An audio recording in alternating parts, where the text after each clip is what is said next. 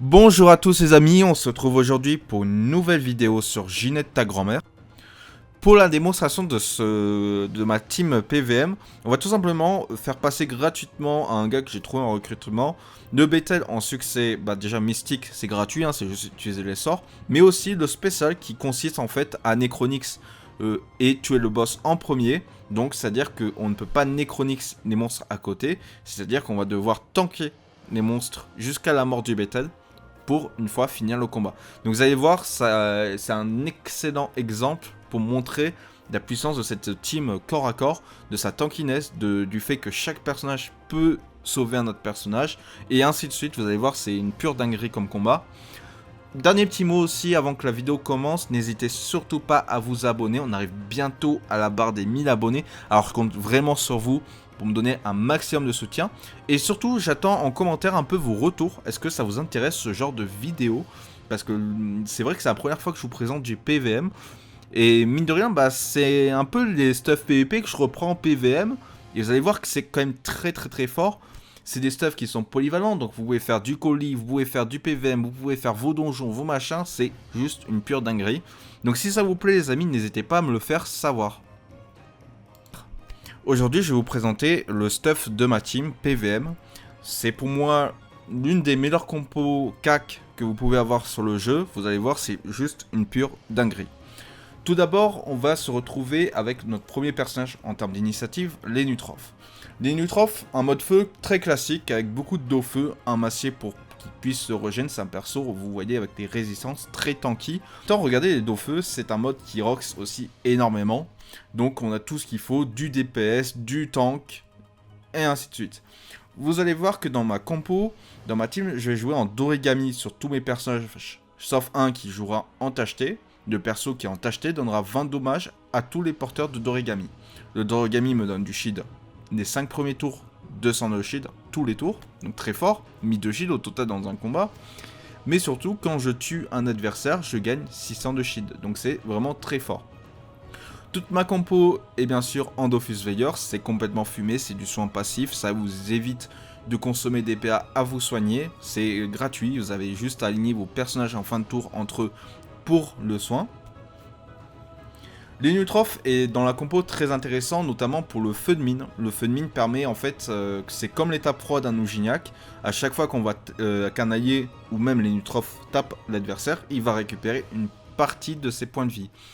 À côté de ça, on a des sorts très forts comme coup de grisou ou même la boîte de Pandore qui le sort complètement pété qui permet de soigner toute sa team pour 2 PA. Ensuite, nous jouerons un Ougignac. L'Ougignac, il va avoir plusieurs rôles intéressants dans la team. Déjà, c'est un gros DPS, c'est un perso qui tape très fort, qui a un passif pour tanker, qui peut se shield, qui peut se soigner. Mais surtout, il va pouvoir donner aussi des dopus et de la puissance à un allié. Si cet allié subit des dégâts, ça va augmenter la puissance de notre Ougignac, donc c'est vraiment très fort. Et vous allez voir, avec le prochain perso, ça crée une superbe synergie.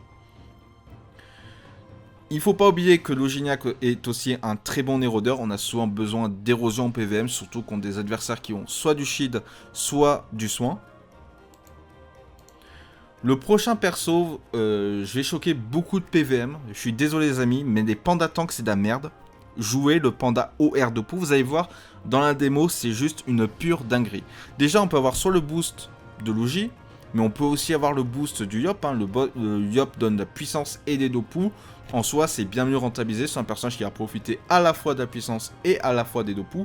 Donc c'est une petite renta qu'on peut faire si on veut vraiment outil de fou son panda. L'avantage du panda, c'est que pour les dopus, vous n'avez pas besoin de mur, vous allez utiliser votre propre tonneau pour ça. Et ce qui est complètement fumé, c'est que vous allez faire des brochettes de monstres. Et là, les dégâts, c'est juste une dinguerie. Vous allez voir dans le combat, c'est trop puissant. L'avantage du mode OR, c'est que j'ai la voie R pour tenir à distance les mobs dans certaines stratégies de combat. J'ai la distillation, le poison eau qui est complètement pété sur le panda qui fait des dégâts monstrueux. Et la voie d'opus sur de la moyenne courte distance pour faire des dégâts monstrueux sur les monstres. Bien sûr, toujours en Dorigami et en Dofus Veilleur pour le soin. Place au dernier personnage, c'est un mode assez classique avec des belles résistances. à vous d'ajuster ça, il existe plusieurs modes terre intéressants. Ce que je vous conseille quand même, c'est de faire attention à vos résistances. On est quand même sur une compo CAC, donc tous les persos vont quand même subir des dégâts. Donc il faut quand même un minimum de tankiness pour cette composition. Donc c'est pour ça que vous allez voir que sur tous les modes, on a des belles raises avec un Borox. C'est une proposition de stuff terre que je vous propose. Je vous en mets une deuxième aussi ici, qui est, selon moi, aussi très puissante. L'Uoptère, classique, érosion, de la protection avec la vertu, le soin toujours avec le veilleur très important. C'est une classe que j'affectionne énormément. Très simple à jouer, vous avez la colère de Yop qui fait aussi de très gros dégâts. Vous pouvez faire des duels avec des monstres. Vous avez de la corruption de l'ennemi. En fait, vous avez tellement de cooldowns défensifs. Chaque personnage, en fait, dans cette compo, si vous avez remarqué, peut sauver un autre personnage dans la compo. Chaque personnage apporte son rôle de soutien et chacun des persos va jouer ensemble. En fait, c'est ce que j'aime beaucoup, à la fois en PVM et en PVP. C'est des persos qui ont des synergies entre eux. Et ça, je trouve ça très intéressant, même dans une compo distance. Et mais ça, c'est quelque chose que j'en parle tout le temps, en fait. Hein. C'est la synergie des persos, c'est tu choisis ce perso, mais qu'est-ce qu'il va apporter aux autres persos de ta team. Et c'est cette logique-là qu'il faut avoir pour être fort à la fois en PVP et à la fois en PVM. Pour commencer, on va faire une petite démonstration sur les monstres du donjon. Donc on va simplement faire un combat dans une des salles et vous montrer un peu la rapidité de la team. On est avec notre client, le Kra. Alors j'ai pas une initiative parfaite parce que j'ai pas mis de pain sur mes persos. Flemme d'utiliser du pain. Donc le client fait comme des bons dégâts, c'est un bon Kra PVM. Avec les nus, on va boost PM notre panda. Ça lui donnera une facilité pour faire des petites brochettes avec les monstres. Je mets du feu de mine sur mes adversaires, c'est-à-dire qu'à chaque fois qu'on va les taper, on va prendre du soin, un peu comme la proie d'Oginac, c'est complètement pété. Le panda va faire une petite brochette, regardez. Hop. Regardez les dégâts, complètement fumés. Et on va mettre une petite distillation qui est complètement fort. Vous allez voir, ça va taper pendant 3 tours avec des poisons, c'est un sort ultra rentable. Avec le J, on va utiliser le sort rogne pour donner d'Opu et de la puissance à notre Oginac.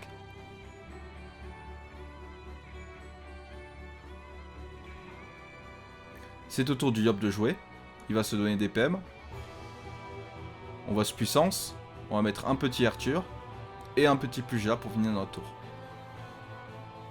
C'est au tour du Kra de jouer. C'est vrai qu'il fait des bons dégâts. Ça nous permet d'aller aussi assez vite sur les salles avec un client. Avec les nitrophes, on va mettre un coup de grisou. Regardez les dégâts, ils sont juste hallucinants. Le gisement aussi, c'est un sort très intéressant, ça permet à tous mes alliés de subir un soin au début de leur tour. Ici, je vais pouvoir faire une maxi brochette, avec un petit peu de placement. Je remets le logis en haut, de toute façon on va finir les monstres. Regardez les dégâts complètement pétés. Un monstre survit mais il a le poison, donc il va mourir. Il reste plus que 2 monstres à tuer, ça va aller très très vite. On va passer en gros chien pour gagner 20% de dégâts supplémentaires. Et on va finir le monstre. Voilà, très bien. Maintenant il reste plus que le monstre du fond à tuer.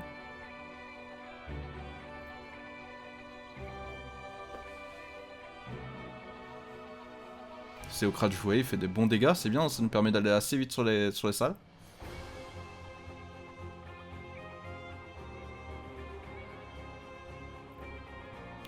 Avec le panda, on va pouvoir le ramener. Je récupère mon petit pot, ce qui permet d'avancer comme ça. Et à partir de là, je peux terminer. Alors lui, il a des faiblesses haut, donc on va taper en haut. Et voilà. Voici le schéma tactique pour ce combat en succès spécial et bien sûr utiliser que des sorts. Tout d'abord, Lenutroph va boost PM Loginac pour que Loginac puisse rush sur l'invocation du Bethel. C'est une sorte de style, vous voyez, au centre de la map. Cette stèle ne peut être attaquée qu'au corps à corps, elle est invulnérable à distance. Ce qu'il faut savoir aussi, c'est que cette stèle a beaucoup de shield. Pour contrer ça, on va simplement mettre de l'érosion avec Loginac et le Yop. Étant donné qu'on va mettre jusqu'à 40% d'héros plus 10% d'héros nat à chaque fois qu'on va taper sur les boucliers, sur le shield de l'invocation, les points de vie max de celle-ci vont donc descendre et ça fait qu'on rentabilise vraiment tous nos sorts sur cette invocation. Le client va pouvoir aussi pousser Loginac pour l'aider à rush, mais Loginac a une très belle mobilité, il n'aura pas de difficulté pour cela. Au niveau du panda, sa stratégie c'est très simple, c'est d'envoyer Yop aussi dans la mêlée pour qu'il aide Logignac à mettre l'érosion dès le début.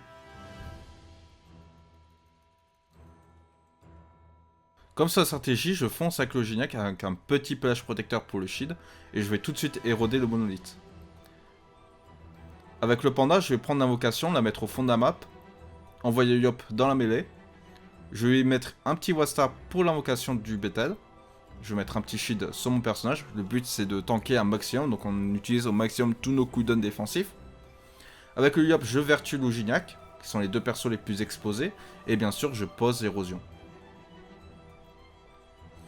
Avec mon Inutroph, je peux soigner tous mes alliés. Je place aussi un gisement stratégique pour que ça soigne en début de tour mon Yop et mon Uji.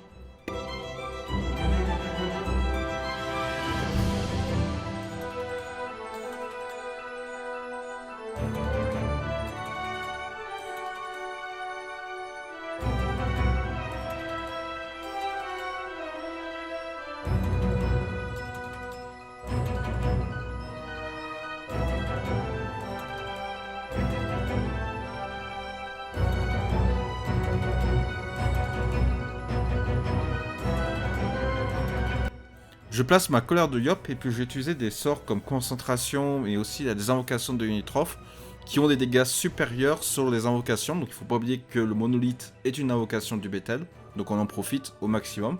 Vous allez voir au cours du combat, les points de vie max d'un monolithe baissaient énormément, c'est toute la stratégie, vous allez voir, c'est du auto-win.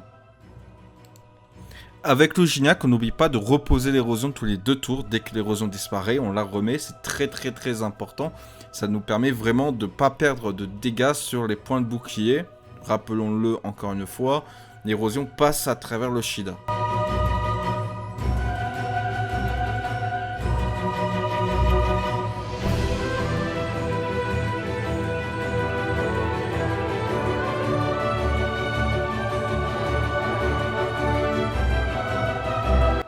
Le Bethel repousse mes personnages dans la glyphe jaune, ils perdent 100 PM et sont dans l'état pesanteur, attention. En fait, si vous voulez éviter que le boss vous envoie comme ça dans le glyphe, il faut simplement le Necronix. Donc en fait, dès que vous avez l'occasion de le Necronix, faites-le. Comme ça, vous avez plus ce problème-là. C'est pas grave, on va pouvoir s'en sortir assez facilement. Je vais tuer les 2 petites invocations, je vais faire appel à la meute, ce qui permet de sortir mon Yop et mon Logignac de la glyphe. Mais là, c'est sûr et certain qu'il faut le Necronix ce boss. Je veux pas qu'il me renvoie encore un tour dans la glyphe. C'est assez dangereux, donc on évite ce genre de situation. Parce que c'est vrai que certains personnages peuvent être Kevlo comme ça assez facilement. Heureusement qu'on a un panda aussi qui peut également nous sortir de cette situation-là. Vous voyez bien que je prépare le Bethel pour le fin de tour pour un sort Necronix.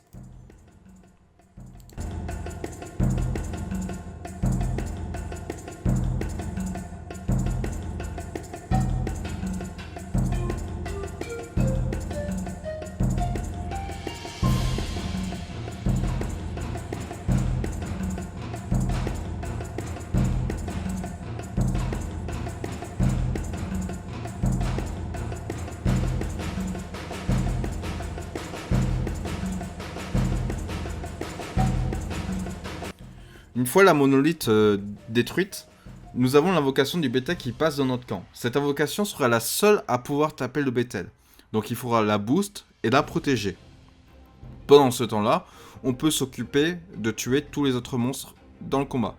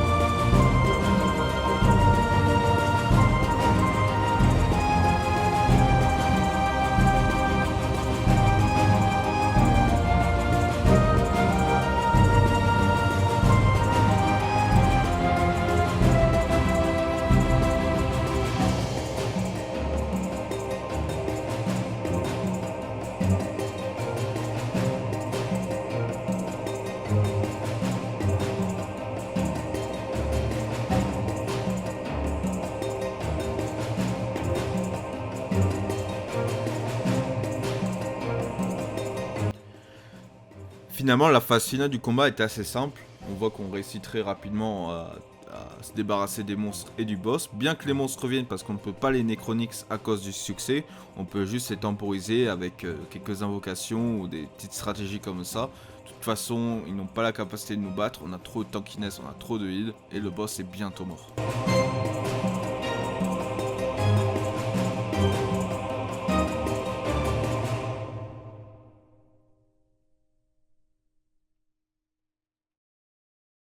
Au final, la composition est juste une dinguerie. Chaque personnage peut chier d'un autre personnage, chaque personnage peut soigner, et ainsi de suite. Enfin, c'est beaucoup trop fort. Et vous avez vu sur les stuff en début de vidéo, on a des bonnes raises, donc on tank très bien les monstres.